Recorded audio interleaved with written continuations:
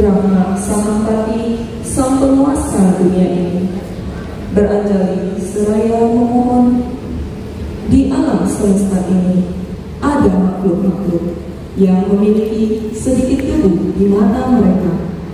Ajarkanlah Dhamma demi kasih sayang kepada mereka. Namo tassa bhagavato arahato Sama Sambuddhassa. Namo tassa bhagavato arahato Sama Sambuddhassa. Namo tassa bhagavato arahato Sama Sambuddhassa.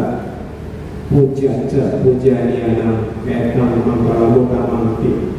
Junjunglah yang tinggi yang pantas kita junjung, yaitu satu jalan mulia berunsur 8, itu doa berdoa. Ya, selamat sore hadirin semuanya. Namo Buddhaya, Sakihoto, salam sejahtera semuanya, undangan. Nanti nggak sebut satu-satu. Penyampaian Ratin Akara ini, setiap tahun kita sudah paham bahwa perayaan Kartina itu sebenarnya Kartina itu nama bulan ya, bulan Kartina itu selama 1 bulan satu wihara biasa adain Kartina perayaan. Karena Kartina agak spesies ya, karena para bhikkhu sangha sudah menyelesaikan masalah tentunya dikasih kesempatan untuk berbondong-bondong ke dana. Kebetulan Kartina kala ini memang kita akan hadir di kesempatan sama panitia demi kelangsungan juga sasana berkembang segala dana yang terkumpul itu akan untuk pembangunan satu sekolah anak semuanya. Baik, untuk penyampaian nanti ada banyak akan berulang sedikit tapi terakhir. Tapi saya ingin mengajak Anda merenung satu feedback tentang dunia kehidupan. Kalau kita bicara dunia kehidupan, lahir sebagai seorang manusia, tentunya dunia sekarang ini nggak mungkin kita bicara yang lain-lain. Lalu kehidupan sehari-hari, mungkin kehidupan ini, dalam kehidupan sehari-hari Anda tak luput dari gejolak-gejolak batin. Mungkin kadang-kadang Anda bisa merasa senang sekali, mungkin kadang-kadang Anda bisa rasa kesal dan marah. Tapi banyak orang berpandangan kesal marah itu datang bukan datang dari dianya, padahal itu datang dari pribadi orang itu sendiri. Kalau kita bicara dunia hidup, tentunya kita berbicara masa lalu, yaitu di mana masa lalu apa yang Anda buatkan. Tentunya Anda menanam suatu amal. Kalau Anda menanam suatu hal yang baik, tentunya Anda membuahkan hasil yang baik. Kalau kehidupan lampau Anda menanam apa yang Anda berlakukan perbuatan jahat, maka kehidupan ini Anda pasti tak luput menerima akibat mungkin ketidakenakan, termasuk mungkin bisa saja yang paling penting kalau di dalam satu keluarga kadang-kadang dapat pasangan hidup yang gak serasi, gak cocok, bisa berkaitan atau mendapatkan anak, mungkin anak cacat atau anak yang banyak penyakit, ada yang anak yang masalah. Nanti cerita yang kayak dulu, ada juga anak yang baik, itu semua ada sebab yang mendahulunya. Termasuk Anda bisa mendapatkan guru yang baik, bisa membimbing anak Anda, itu pun karena karma relasi itu tadi. Kalau karma relasi itu sangat penting untuk kita jalani kehidupan. Tadi banyak kita mengatakan bahwa kita manusia ini maaf aja, kita ini sering yang kita nggak mau tahu yang lalu punya apa yang akan terjadi, tapi kita cenderung suka memperhatikan yang di depan mata Anda. Biasanya Anda lebih cenderung bersubjektif. Kalau Anda cenderung bersubjektif, biasanya bisa muncul kesal, marah, bahkan stres, depresi itu akan terjadi. Tapi kalau kita melihat ternyata kehidupan kita ini masih yang Anda pikirkan yang di depan Anda, tapi di balik itu ada yang berperan, yaitu nama kita ini. Coba saya kasih satu umpama yang simpel. Kalau kita tanam biji mangga, lalu terjadi proses mangga, tumbuh pohon yang besar, lalu waktunya tiba, buah mangganya lebat. Saya yakin yang hadir di sini, Anda cuma mikir, oh buah mangga itu manis dan sebagainya. Anda bicara tentang mangga yang manis saja. Tapi di balik mangga yang manis ini, Anda tidak pernah meneliti berapa besar proses, berapa panjang lama proses itu, sehingga membuat satu pohon mangga yang dengan subur, dengan penuh lebat. Coba Bapak Ibu, benar-benar sederhana. Munculnya tubuh kita ini bukan karena hanya seperti pada menjemput. Anda harus yakin bahwa ada suatu proses yang sangat panjang yang Anda tidak pernah meneliti bahwa ternyata tubuh kita ini juga dari proses unsur-unsur yang selama ini kita tak pernah lihat, yang selama ini kita nggak disampaikan, nggak selama ini kita nggak bisa ketemu dia. Tapi dia merupakan suatu unsur. Kalau unsur manusia, tentunya berunsur karma Anda. Dia berproses. Dari proses dari unsur karma ini terjadilah pembuahan dalam rahim seorang ibu, lalu Anda lahir jadi baby dan di baby membesar. Dan itu semua berproses yang sangat tajam yang dipengaruhi oleh hal yang awal ini. Kebanyakan kita ini mulai bertanggung jawab, artinya kita nggak mau terima apa yang Anda alami. Kalau Anda lahir dengan penuh kecukupan, dengan penuh ganteng, cantik, penuh apa, mungkin Anda lupa semuanya. Tapi ketika Anda muncul rasa kekurangan, misalnya cacat dan sebagainya, tapi Anda selalu menyalahkan pihak lain. Padahal sebelum terjadi keadaan ini, itu sudah terjadi proses yang sangat panjang yang mengakibatkan kita ini lahir jadi manusia. Nah, ini saya ingin mengajak Anda bahwa ada sesuatu yang memang tidak kelihatan dulu, tapi dia ada. Kita tidak bisa mengatakan itu tidak ada proses itu. Coba nanti ini kami hadir di sini. Kesadaran itu ada atau tidak? Ada? Ada atau tidak? Ada apa? Ada. Ada ya? Anda pernah ketemu kesadaran? Atau Anda pernah melihat kesadaran itu seperti apa? Atau Anda pernah tanya kesadaran itu apa? Pernah nggak? Saya yakin Anda. Tapi dia ada. Maka itu disebut manusia. Biasa manusia dari zaman dulu, namun berbakal sampai sekarang, manusia itu tidak pernah percaya diri. Dia selalu akan melampiaskan sesuatu keluhan kepada sesuatu objek. Atau juga zaman batu, dia jadi batu jadi suatu sanjungan untuk melampiaskan nafsunya, melampiaskan cita-citanya, melampiaskan apa yang emosinya. Dia mengubah, oh cuma saya kasih kata berlimpah. Tiba-tiba nama baik yang muncul, rezekinya berlimpah. Lalu apa? batu itu akan jadi hewan hidup. Benar tidak? Benar. Jadi ada sesuatu proses. Saya cuma ingatkan bahwa ada satu proses memang yang kelihatan dia ada, maka itu rahasia alam. Rahasia alam ini bukan hanya di zaman dulu aja, zaman sekarang juga udah melekat tentang hal Tuhan. Bandingkan yang ada, Tuhan ada atau tidak? Ada atau tidak? Pernah ketemuan? Nggak pernah. Saya umur segini ya, saya nggak pernah ketemu Tuhan. Tapi dia ada. Anda tidak bisa mengatakan Tuhan itu tidak ada. Ada, tapi kita nggak pernah ketemu. Bagaimana kita bisa tahu dia ada? Ya seperti hukum karma. Apa bedanya? Saya tanya, hukum karma ada nggak? Hukum itu ada nggak? Pernah dia nggak? Pernah ketemu nggak? Nggak pernah.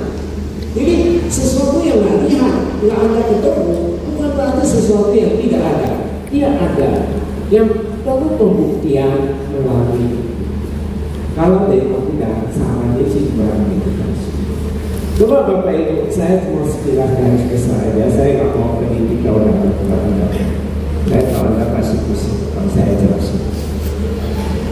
Dunia kedokteran tidak mau kalah.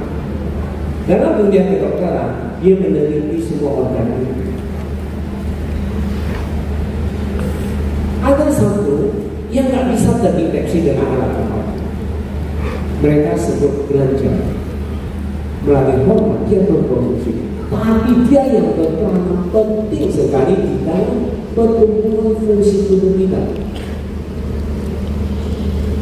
Tubuh kita punya ada urat nadi, dia ada urat saraf. Kan keduanya itu jalurnya berbeda. Urat nadi dia aliran darah, tentunya dia ngandung makanan. Maka kalau Anda makan makanan yang sehat, Anda bakal pertumbuhannya kurang. Kalau rusak urat saraf, urusan masalah gerak gerik dan sebagainya, ada yang kena saraf,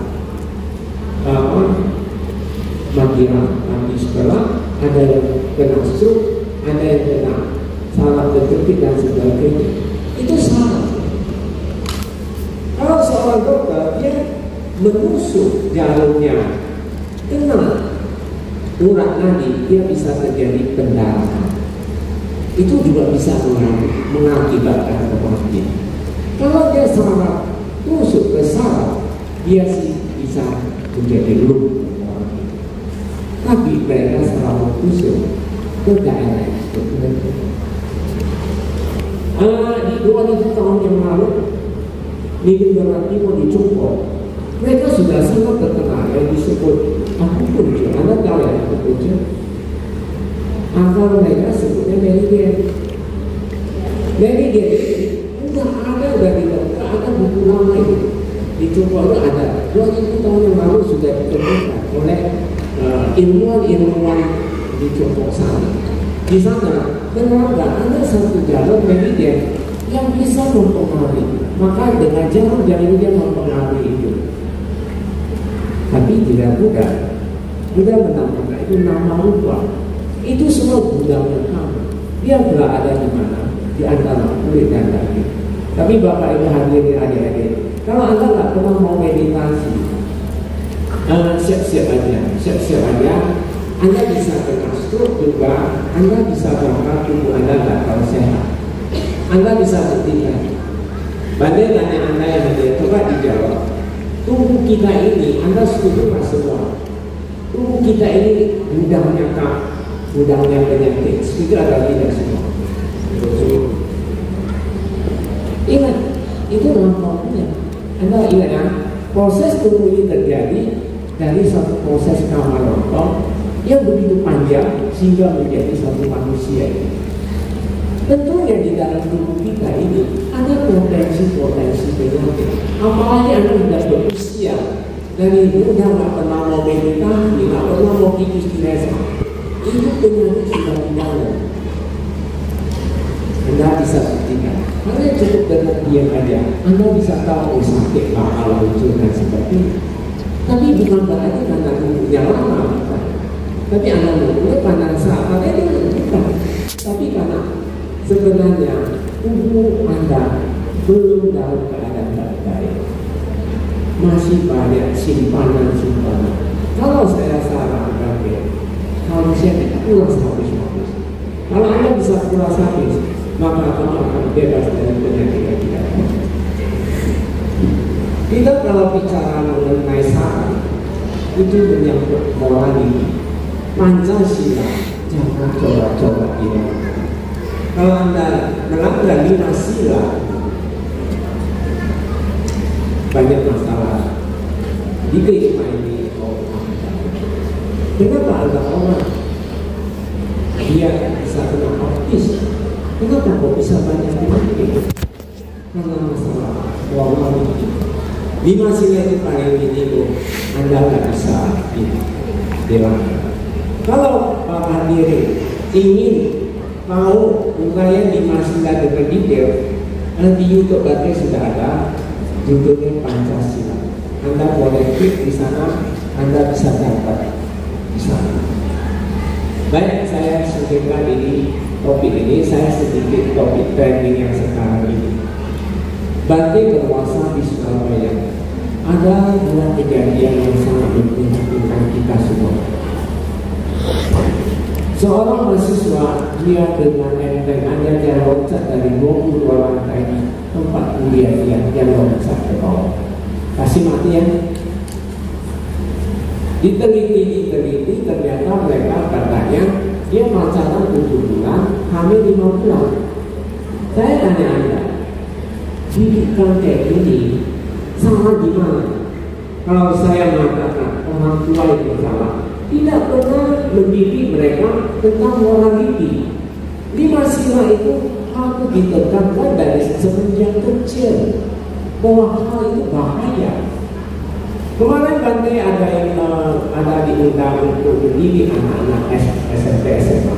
Kebetulan saya, wah ini cocok dengan saya. Kebetulan saya mau kasih informasi kepada yang SMP SMA itu. Mereka itu lagi rancak dewasa. Tapi Bantai dalam pembicaraan sama anak-anak itu, saya bilang anak-anak kalau ada masalah, Anda diskusi dulu dengan orang tua. Apa problem Anda? Nah, maka sebagai orang tua jangan suka marah-marah anak. Dia ada apa? Terima dia. Dengan peluk dengan dia, masalah akan selesai. Benar atau tidak? Lalu saran kedua, kalau orang tua nggak bisa terima, nggak apa-apa, kamu cari guru sekolah Anda. Kalau guru sekolah nggak bisa tangani, kamu cari batinnya sendiri. Saya akan tangani dia. Karena masalah ini sangat bisik sekali ya. Kalau saya akan bikin satu PDF tentang bunuh diri. Apakah pantas kita bunuh diri? Nanti silakan Anda simak di Sukses Sekarang YouTube Bantai, itu sudah ada juga. Mungkin 16 tahun Anda bisa mengerti dengan anak-anak Anda. Saya yakin yang hadir di sini rata-rata punya hati-hati. Sekarang zamannya sudah berbeda. Anak kecil usia 12 atau SMP SMA, dia mau lihat porno aja, dia tinggal klik di HP dia. Dia mau apa, Anda tinggal klik aja apa. Apakah itu morality bisa berkembang? Coba jadi DR ya. Ini sedikit karena saya merasa ingin anak-anak Anda jangan sampai terjebak dalam ini. Hal ini sangat penting. Tapi saya saran orang tua yang di sini, kalau anak Anda mau meditasi, jangan dilarang. Saya di Surabaya, anak-anak muda saya suruh meditasi. Lalu dia ngomong apa? Orang tua saya suruh saya jangan jadi gitu katanya. Loh, saya nggak suruh kamu jadi gitu, saya suruh kamu meditasi. Masalah jadi gitu atau tidak itu urusan pilihan, benar atau tidak? Nah, orang tua suruh anaknya nggak boleh jadi pikun. Menurut Anda gimana? Padahal itu kan latihan orang itu. Tapi Anda butuh pikun. Tapi Anda suruh anak mau tidak boleh jadi pikun. Gimana ya? Sampai animalnya nggak imbang. Hal ini saya lebih tepatnya. Kalau Anda jadi orang tua, terserah anaknya. Dia berkeputusan apa, itu hak dia. Kalau dia mau jadi itu suatu pilihan terbaik. Anda setuju semuanya? Tapi mau nggak jawab? Setuju. Loh, pilihan anak kan? Anak aja. Kalau dia nggak mau ya kita pasal juga keturunan. Benar dan tidak? Nah, baik. Kali ini saya mau bersingkat waktu karena udah dipesan sponsor. Katanya nggak boleh lama-lama. Tapi kalau Anda lakukan, tapi ingat saya ini,